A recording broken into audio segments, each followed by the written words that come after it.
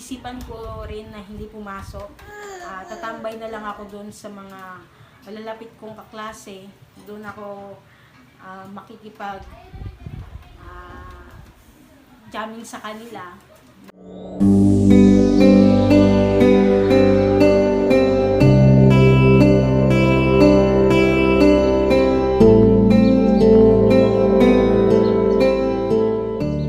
Biglang sumaya kasi yun nga, may kapatid kang bata tapos lalaki pa.